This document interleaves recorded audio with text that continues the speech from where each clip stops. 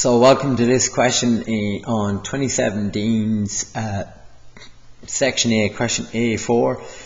So the line PA represents the plan of an arrow just before it hits its target. The arrow travels horizontally in a straight flight path, so along the line, or along PA. Draw the arrow of PA just before it hits the target in the end view and elevation. So we'll go back here. So here we have the arrow, okay, and it's going to travel horizontally, so it's going to travel in this distance across, okay, and we have to draw it in elevation. We already have it in plan, okay, and we need to draw it in end elevation. So there it is in elevation, and there it is in end elevation here, and here in elevation there. Right, so we'll begin. So I need to get PA in my end elevation and elevation. Right, so it travels in a straight flight path. Okay, so if I have a point in plan, its position in elevation is directly above. So I can just project straight up with my line PA. Right, I can bring P straight across here, and this is point P, this is point A, and I know that's the position of P and A because the line, it says it travels horizontally, the arrow is horizontal, so that has to be PA.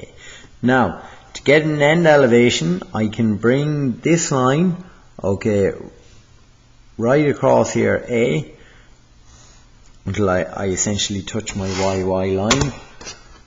Okay, I can use the 45 degree set square or the compass here to rotate it about, either or.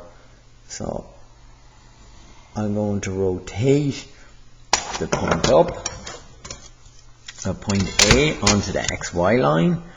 Okay, I'm going to bring A straight up until it hits there, so that's A in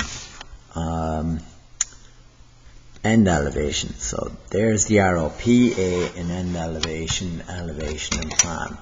Right, the next part is to determine the projections of the arrow when it hits the target. Right, so there's the arrow there, you can see, and then when it's shot, okay, it hits the target there.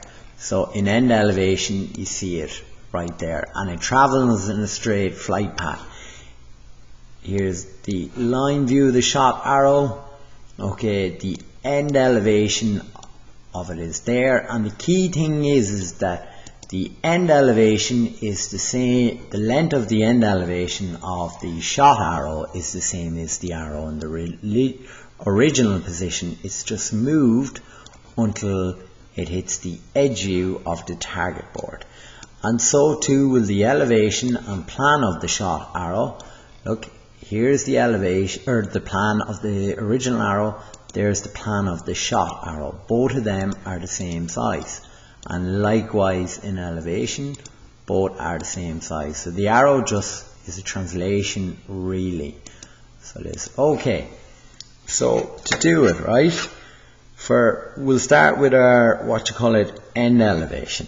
So I'm going to take P to A moves to here. So this is A1, and the arrow remains the same length. So that's P1. Now I want to get the plan view and the and the elevation of that arrow. The height of the arrow has not changed. So I'm going to drop P down if needs be. I don't have to drop P down. I just do A because all I need is the end point. The reason I'm not going to do P is it's going to be the same length as the plan. Right, so I've dropped A down. I'm going to rotate that point down. I'm going to bring that point across. We know the arrow is just continued on. So here's point A1. The plan view of the arrow, the distance doesn't change. So I can take that distance there with my arrow. I can mark it in. Make sure the arc is clear on it to show that you know it's a translation. So there's P1, and then I can bring, okay, if I want, I can bring the height of P1 up and A1.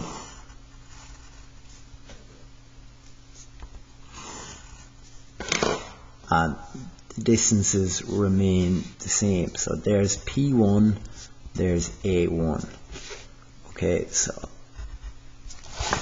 the gap between those two are the same. So once you get A1, it's the same as taking A to B and putting it from A1.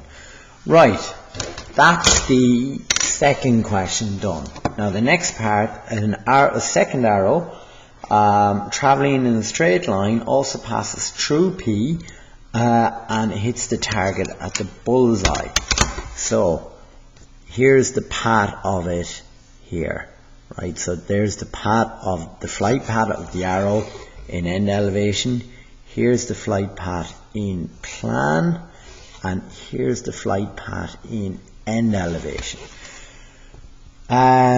Determine the true angle between the two flight paths. So if I want to see the true angle of them, I need to see the true shape, or the true angle between them. I need to see the true length of both lines in one view. So how you can solve that is, and I'll just show you the arrow. So there's the flight path of the second arrow. There is the second arrow there. So how we can do it is we can create a surface containing those two arrows. And look, you have one edge of it, second, and a third joining where they hit the target. And if we see the true shape of that surface, we will see the true angle between them. So I'm going to create that surface in my sheet. So I'm simply going to call this CP, or bullseye, I could have called it BE, and I'm going to join CP to A1 in all the views. CP to A1, that's it already done. Now this triangle is not a true shape. So if I want to see the true shape of this surface here, line P to A1 is a true length in plan because A1 to P is parallel to the XY line in elevation. So it's a true length. So what I'm going to do, so there's the surface there. I'm going to rotate that surface. I'm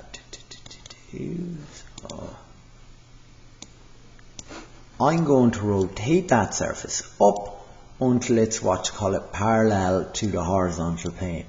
And in plan, you'll see the following. Look, you'll see this line here that's at a right angle to the hinge line that we're going to rotate it about, P to A1. Now the points will travel, or the arc in 3D, so that arc there will appear as a line in plan perpendicular to the hinge line.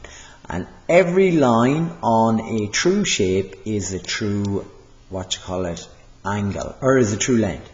Now, we already have the true length of that line. So we already have the true length of that line, right? And where we have the true length of line P to CP is in end elevation. It's in end elevation here because it's perpendicular to the XY line in both views. Essentially that means it's parallel to the end vertical plane. So I'm going to take my set square, right? And from line CP I'm going to go parallel to, okay, I'm going to go perpendicular to the hinge line A1P1. So the line that the plane is being folded upwards about. Right. I'm going to take my compass here, put it on the true length of the line. Lift my compass, put it on P, and I'm going to swing an arc there. And where it intersects the line, I'm going to join P to the CP1 and CP1 to A1. Now the true angle is now in here. True angle. It's always good to measure that and write that in.